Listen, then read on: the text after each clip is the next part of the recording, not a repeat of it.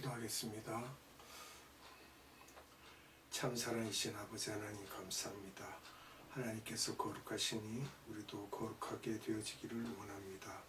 오늘도 복된 날 허락하시고 생명의 말씀을 우리에게 주사 선포하게 하시고 또한 듣게 하심을 감사드립니다.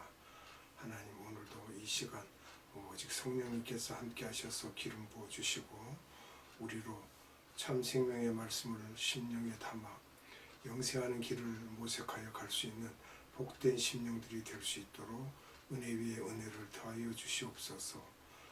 시종을 주님께 의지하옵고 이 땅에 다시 오실 우리 구주 예수 그리스도 이름으로 감사하며 기도하옵나이다. 아멘. 오늘은 예수님의 선지에 대한 두 번째 시간으로 여러분들과 함께 말씀을 나누도록 하겠습니다. 먼저 요한복음 8장 53절 한 구절만 제가 읽도록 하겠습니다. 너는 이미 죽은 우리 조상 아브라함보다 크냐? 또 선지자들도 죽었거늘 너는 너를 누구라 하느냐? 이제 유대인들이 예수님과 함께 대화하면서 이런 말을 하였습니다. 그러면 오늘은 아브라함 때에 예수님이 어떤 모습으로 나타났는지 우리가 살펴보도록 하겠습니다. 예수님이 선지자 시대에도 계셨고 모세에서부터 아브라함 때에도 함께 하셨다는 것을 예수님이 직접 말씀하고 계십니다. 요한복음 8장 54절부터 59절에 이런 말씀을 봅니다. 예수께서 대답하시되 내가 내게 영광을 돌리면 내 영광이 아무것도 아니오니와 내게 영광을 돌리시는 이는 내 아버지시니 곧 너희가 너희 하나님이라 칭하는 그이시라. 너희는 그를 알지 못하되 나는 아노니 만일 내가 알지 못한다 하면 나도 너희같이 거짓말쟁이가 되리라. 나는 그를 알고 또 그의 말씀을 지키노라. 너희 조상 아브라함은 나의 때 볼 것을 즐거워하다가 보고 기뻐하였느니라. 유대인들이 가로되 내가 아직 50도 못 되었는데 아브라함을 보았느냐? 예수께서 가라사대 진실로 진실로 너희에게 이르노니 아브라함이 나기 전부터 내가 있느니라 하시니 저희가 돌을 들어 치려 하거늘 예수께서 숨어 성전에서 나가시니라. 아멘. 그럼 예수님께서는 어떤 사건이 생기면 그 사건을 통하여 하시고 싶으셨던 말씀을 하고 계십니다. 유대인 지도자들에게 이런저런 이야기를 하시다가 아브라함에 대한 이야기를 하시는데 이 당시 예수님의 나이가 31살 정도 되었을 때이므로 요한복음 8장 53절과 같은 질문을 하게 됩니다. 너희는 나를 이제 어떻게 하느냐라고 요한복음 8장 55절에서 말씀을 하시죠. 그를이라고 하는 그 그를은 누구를 지칭하느냐? 바로 성부 하나님을 지칭하죠. 너희는 그를 알지 못하되 할 때 또 나는이라는 그 단어를 볼 때 나는 즉 예수님 자신을 말하고 계십니다. 성자 하나님이요. 그러면 8장 56절은 너희 조상 아브라함과 내가 함께 지냈었다는 것을 말씀하고 계시죠. 56절은 31살 된 청년 예수님이 이스라엘의 어른들 앞에서 말씀하고 계시는 거예요. 그러니까 요한복음 8장 58절에 진실로 진실로라고 반복하시면 이거는 진짜 중에 진짜다, 거짓다 아니다 이 말씀이죠. 그럼 성경 어디에서 예수님이 아브라함과 함께 같이 지내셨는지를 찾아볼 필요가 있습니다. 성경에 중동 전쟁이 있었는데 그때에 아브라함과 예수님이 대화하는 장면이 나옵니다. 이 당시 중동은 사해 지역과 이락 지역입니다.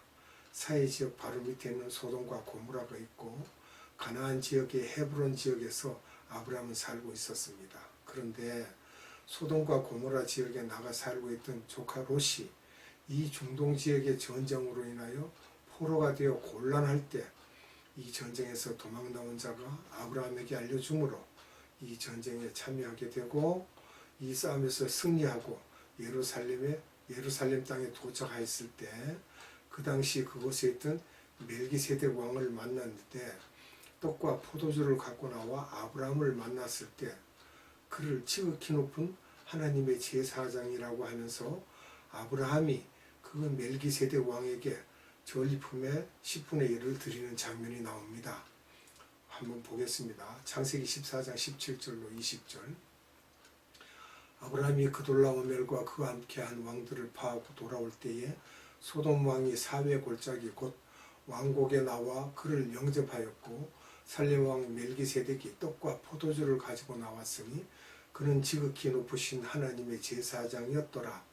그가 아브라함에게 축복하여 가로되 천지의 주제시오 지극히 높으신 하나님이여 아브라함에게 복을 주옵소서. 너희 대적을 내 손에 붙이신 지극히 높으신 하나님을 찬송할지로다 하매 아브라함이 그 얻은 것에서 10분의 1을 멜기세덱에게 주었더라. 아멘. 여기서 보면요, 지극히 높으신 하나님이 아브라함에게 복을 주옵소서라고 하죠. 축복하여 주시옵소서라는 단어를 안 씁니다. 복을 주옵소서입니다. 하나님께 축복하여 주시옵소서라는 말은 그건 맞는 말이 아닙니다.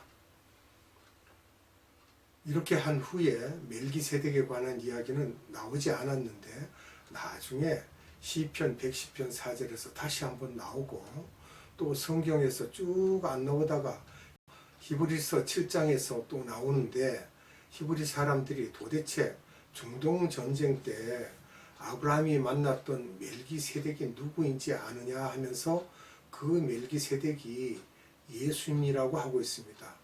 살렘은 예루살렘을 말하며 살렘은 평강이다라는 말씀입니다.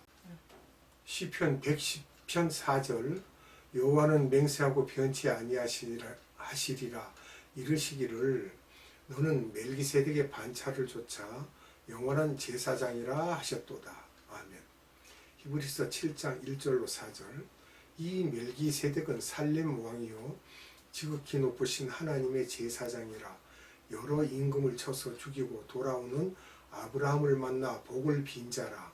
아브라함이 일체 10분의 1을 그에게 나눠주니라. 그 이름을 번역한즉 첫째 의의 왕이요 또 살렘 왕이니 곧 평강의 왕이요 아비도 없고 어미도 없고 족고도 없고 시작한 날도 없고 생명의 끝도 없어 하나님 아들과 방불하여 항상 제사장으로 있느니라. 이 사람이 어떻게 높은 것을 생각하라. 조상 아브라함이 노량물 중 좋은 것으로 10분의 1을 저에게 주었느니라. 아멘. 여기서 우리가 볼 것은 멜기라는 말은 왕입니다. 세덱은 의를 말하고요. 그러니까 의의 왕이 되죠. 멜기세덱이라는 말이 의의 왕이 되고 살렘은 평강입니다. 평강의 왕이 되는 거예요. 그럼 평강의 왕이 누구예요? 예수님이죠. 예수님은 의의 왕도 되죠. 의의 왕도 예수님이에요. 자, 히브리서 7장에서 8장. 히브리서 7장에서 8장을 보면 그 예수님이 멜기세덱이었다는 말씀을 하고 있으며 구약 때에 예수님은 잠깐 나타나셔서 볼일을 보시고 또 올라가시고 신약 시대에는 33년간 인간의 모습으로 우리들과 함께 하셨지만 구약 때는 이렇게 잠깐 오셨는데 지금은 살렘 지역의 왕으로 오셔서 멜기세덱으로 아브라함에게 떡과 포도주를 베풀고 그의 10의 1조를 받으시고 계신 것입니다. 그러면 아브라함 때에 예수님이 어떤 모습으로 나타나셨는지 또 살펴봐야 되겠습니다. 창세기 16장 7절로 14절입니다. 여호와의 사자가 광야의 샘 곁 곧 술길 샘물 곁에서 그를 만나 가로되 사레의 여종 하가라 내가 어디서 왔으며 어디로 가느냐. 그가 가로되 나는 나의 여주인 사레를 피하여 도망하나이다.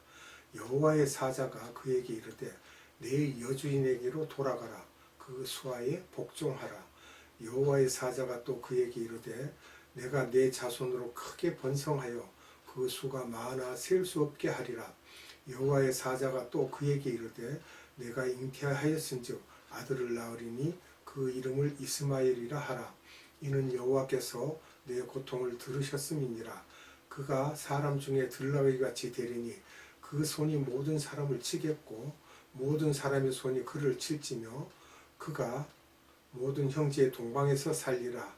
하갈이 자기에게 이르신 여호와 이름을 감찰하시는 하나님이라 하였으니 이는 내가 어떻게 여기서 나를 감찰하시는 하나님을 배웠는고 함이라. 이러므로 그 샘을 부엘라 헤로이라 불렀으며 그것이 가데스와 베레 사이에 있더라. 아멘. 사라와 하갈의 관계 속에 예수님이 개입하고 계십니다. 여기 16장 7절에 그를 할 때 그는 누구예요? 하갈이죠. 또 16장 10절에 내가라는 이 단어가 나오는데 여기는 여호와의 사자로 나옵니다. 천사가 아닙니다. 결코. 천사는 메신저 역할만 합니다. 그리고 이스마엘을 들나귀 같이 데리니 그 말은 아랍 족속의 이제 조상이 되는데 그렇게 그가 험난하게 살 것을 이야기하고 있습니다. 창세기 16장 13절에 보면 하갈과 대화하시는 분이 여호와라는 것인데 그분이 감찰하시는 하나님이라고 하십니다. 아브라함의 시대에 그의 두 처들 사이에서 교통 정리하시는 예수님의 모습입니다. 창세기 18장 1절 여호와께서 마물의 상수리 숲을 근처에서 아브라함에게 나타나시니라. 오정 즈음에 그가 장막문에 앉았다가 아멘. 마물의 상수리는 창세기 13장 18절에 나오죠. 헤브론에서 즉 헤브론은 예루살렘 발의 아래쪽에 있습니다. 그리고 창세기 18장 2절로 4절인데요. 눈을 들어본 즉 사람 셋이 맞은편에 섰는지라 그가 그들을 보자 곧 장막문에서 달려나가 영접하며 몸을 땅에 굽혀 가로되 내 주여 내가 주께 은혜를 입어싸우면 원컨대 종을 떠나 지나가지 마옵시고 물을 조금 가져오게 하사 당신들의 발을 씻으시고 나무 아래서 쉬소서. 여기서 사람 셋이라고 나오죠. 이 마이로드라고 한 것은 단수로서 분명히 그 세 분 중에 높아 보이는 한 분이 계셨다는 것을 말하고 있습니다. 또 창세기 18장 9절로 15절을 다시 말씀을 봅니다. 그들이 아브라함에게 이르되 내 아내 사라가 어디 있느냐 대답하되 장막에 있나이다. 그가 가라사대 기한이 이를 때에 내가 정녕 내게로 돌아오리니 내 아내 사라에게 아들이 있으리라 하시니 사라가 그 뒤 장막문에서 들었더라. 아브라함과 사라가 나이 많아 늙었고 사라의 경수는 끊어졌는지라 사라가 속으로 웃고 이르되 내가 노쇠하였고 내 주인도 늙었으니 내게 어찌 낙이 있으리요. 여호와께서 아브라함에게 이르시되 사라가 왜 웃으며 이르기를 내가 늙었거늘 어떻게 아들을 낳으리요 하느냐. 여호와께 능치 못한 일이 있겠느냐. 기한이 이를 때에 내가 내게로 돌아오리니 사라에게 아들이 있으리라. 사라가 두려워서 승인치 아니하여 가로되 내가 웃지 아니하였나이다. 가라사대 내가 웃었느니라. 아멘. 여기 창세기 18장 9절을 보면 그들이라고 나오는데 복수로서 위에 세 분을 가리키고 있습니다. 자, 그러면 여기서 사라가 웃었다고 하는데 우리 주님은 참 위트가 있는 분이에요. 안 웃었다고 그러니까 네가 웃었어. 그렇게 이야기하고 계시고요. 창세기 18장 10절에 그가라는 단수입니다. 그가 세 분 중에 한 분하고 얘기하는 것이며 위에 마이로드와 대화하고 있다는 것이죠. 그럼 18장 13절에 여호와께서라고 나옵니다. 갑자기 사자가 아니고 갑자기 여호와가 나오고 있습니다. 그럼 여호와는 어디에서 나타나셨는가 이거예요. 그 세 분 중에 한 분이 여호와라는 것이죠. 성경이 이렇게 드라마틱합니다. 결국 세 분 중에 이 한 분을 여호와로 생각하고 있는 것입니다. 그리고 이삭은 그 웃는다라는 것을 그 이름으로 이삭이라는 이름은 웃는다라는 뜻입니다. 창세기 18장 16절로 19절 그 사람들이 이것도 복수지요. 그 사람들이 거기서 일어나서 소돔으로 향하고 아브라함은 그들을 전송하려 함께 나가니라. 여호와께서 가라사대 나의 하려는 것을 아브라함에게 숨기겠느냐. 아브라함은 강대한 나라가 되고 천하 만민은 그를 인하여 복을 받게 될 것이 아니냐. 내가 그로 그 자식과 권속에게 명하여 여호와의 도를 지켜 의와 공도를 행하게 하려고 그를 택하였나니 이는 나 여호와가 아브라함에게 대하여 말한 일을 이루려 함이니라. 여기에서 나오는 소돔은 헤브론에서 사해 건너쪽입니다. 또 18장 18절에서 아브라함과의 계약을 다시 한번 말씀하고 있습니다. 이것은 창세기 12장 2절로 3절에 아브라함과 계약한 것을 다시 재차 똑같은 내용으로 계약을 하고 계시는 거예요. 그러면 창세기 18장 20절로 24절 봅니다. 여호와께서 또 가라사대 소돔과 고모라에 대한 부르짖음이 크고 그 죄악이 심히 중하니 내가 이제 내려가서 그 모든 행한 것이 과연 내게 들린 부르짖음과 같은지 그렇지 않은지 내가 보고 알리하노라. 그 사람들이 거기서 떠나 소돔으로 향하여 가고 아브라함은 여호와 앞에 그대로 섰더니 가까이 나아가 가로되 주께서 의인을 악인과 함께 멸하시려나이까. 그 성 중에 의인 50이 있을지라도 주께서 그것을 멸하시고 그 50의인을 위하여 용서치 아니하시리까. 아멘. 창세기 18장 22절 그 사람들이 다시 나오는 것은 앞에 16절의 말씀을 다시 반복하는 것입니다. 아브라함이 여호와 앞에 섰다는 것은 아브라함이 여호와와 담판을 한다 아니면 기도를 한다고 봐야 되겠죠. 하나님께 매달려서 지금 기도를 하는 그러한 내용으로 보면 되겠습니다. 그 이유는 거기에 아브라함의 조카 롯이 거기에 살고 있지 않습니까? 그래서 그 다음에 아브라함이 아주 계속 주님께 매달립니다. 50인이 있으면 또는 40인이 있으면 30인이 있으면 그 다음에는 이제 결국은 의인 10명이 있으면 이렇게까지 주님께 매달립니다. 그리고 여호와께서 아브라함과 말씀을 마치시고 즉시 가시니 아브라함도 자기 곳으로 돌아갔더라 하고 창세기 18장 33절에 말씀을 하시고요. 롯의 가족은 10명이 되지 않습니다. 롯의 아내와 두 딸과 사위 될 자를 다 합쳐도 6명입니다. 그런데 아브라함은 그 소돔과 고모라의 의인이 최소한 4명은 더 있으리라는 그런 마음을 가졌겠죠. 그래서 의인 10명이 있으면 어찌하겠나이까 했다고 보면 되겠습니다. 창세기 19장 1절 날이 저물 때 그 두 천사가 소돔에 이르니 마침 롯이 소돔 성문에 앉았다가 그들을 보고 일어나 영접하고 땅에 엎드려 절하여. 아멘. 또 창세기 19장 24절로 25절 여호와께서 하늘 곧 여호와에게로서 유황과 불을 비같이 소돔과 고모라에 내리사 그 성들과 온 들과 성에 거하는 모든 백성과 땅에 난 것을 다 엎어 멸하셨더라. 아멘.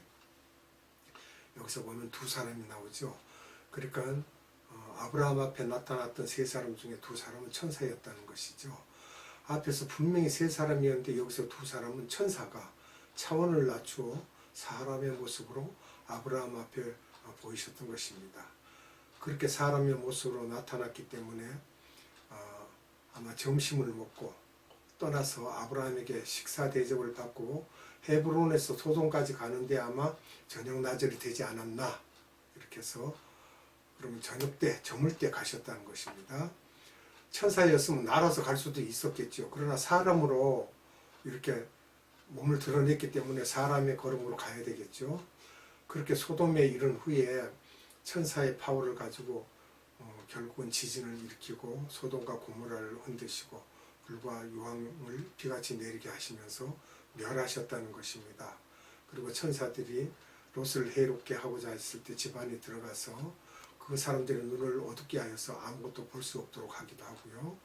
이렇게 두 천사가 점심 식사 끝나고 소돔으로 출발하여 간 사이에 또 다른 한 사람, 즉 세 분이 있었는데 그분이 바로 여호와, 즉 예수님이신데 그분이 아브라함과 대화를 하셨던 것입니다.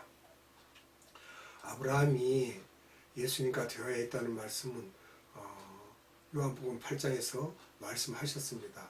요한복음 8장 58절을 봅니다. 예수께서 가라사대 진실로 진실로 너희에게 이르노니 아브라함이 나기 전부터 내가 있느니라 하시니. 아멘. BC 2000년이 아닌 그보다 훨씬 전부터 있었다는 것입니다. 누가요? 예수님이 이 땅에 오셨다 가셨다 그렇게 하셨다는 거예요. 32살 된 젊은 청년인 예수님은 여호와가 사람의 모습으로 성육신하셔서 사람들 앞에 나타나셔서 말씀하시는 것입니다.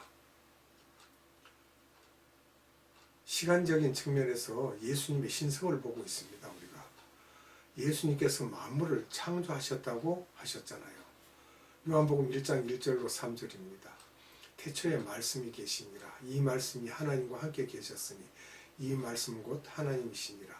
그가 태초에 하나님과 함께 계셨고 만물이 그로 말미암아 지은 바 되었으니 지은 것이 하나도 그가 없이는 된 것이 없느니라. 아멘. 말씀이 육신이 되어서 오셨다고도 하시죠.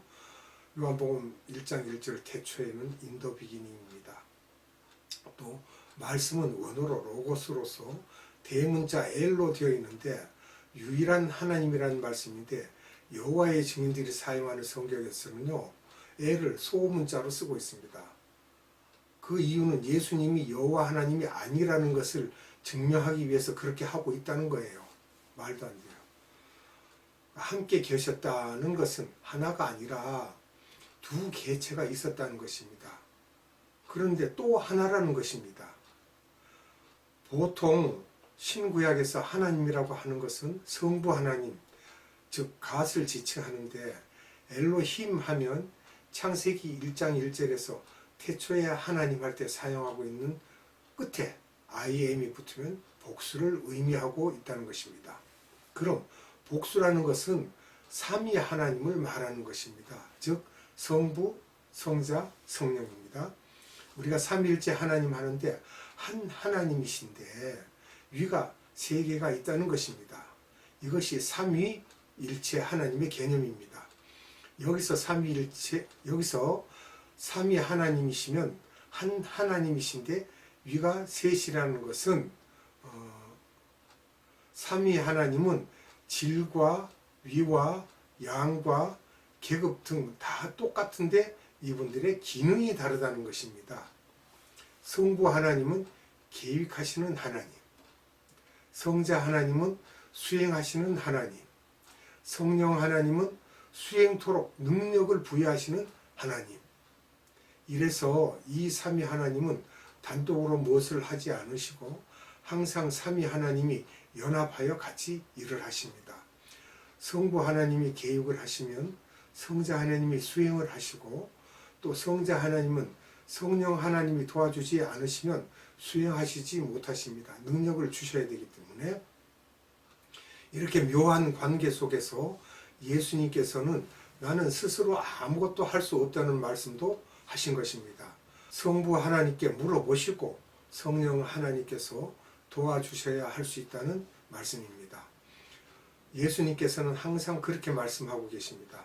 삼위 하나님은 서로가 서로 협조하고 상의하고 하나가 되는 묘한 관계가 있습니다. 예수님이 마지막 성만찬에서 기도하실 때 성부 하나님에게 하시면서 아버지라고 하십니다.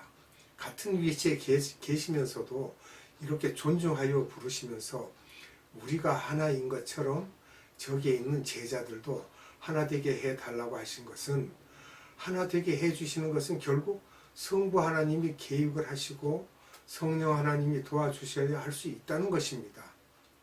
그래서 우리도 서로가 상의하면서 하는 것이 민주주의이며 이런 모습들 속에 민주주의의 핵을 이루시고 계신다는 것입니다.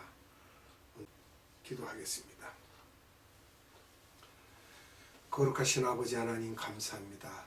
오늘도 하나님께서 우리에게 생명의 말씀을 주사 구약시대에 예수님께서 선지하신 내용들을 우리가 살펴보았습니다. 그 내용들이 선명하게 드러나므로 예수님께서는 이미 창세 이후로 계속 이 땅에 오셔서 우리를 위하여 일하시고 계셨고 또한 이스라엘 백성들을 출애굽시킬 때도 함께 하셨고 이 모든 일들 사이에 아브라함과의 대화에서도 주님이 함께 하심을 명명히 드러나게 하셨습니다. 이러한 일로 인하여 우리가 하나님을 생각할 때에 그냥 가만히 계시는 분이 아니라 항상 일하시고 우리를 돌아보시고 우리와 함께 하심을 감사드립니다. 아버지 하나님 감사합니다. 오늘도 우리에게 생명 양식을 주신 하나님께 감사와 찬양과 영광을 올려드리었고 이 땅에 다시 오실 우리 구주 예수 그리스도 이름으로 감사하며 기도드리옵나이다. 아멘. 축도하심으로 예배를 마치도록 하겠습니다. 지금은 우리 구주 예수 그리스도의 한량없는 은혜와 하나님의 극진하신 사랑하심과 성령님의 감화, 감동, 교통, 역사하심이 오늘도 예배드리는 모든 자들의 머리 위에와 이 나라의 많은 교회들 위에와 선교회들 위에와 에바다 국제 선교회 위에 지금으로부터 영원토록 함께 하시기를 예수님의 이름으로 축원하옵나이다. 아멘.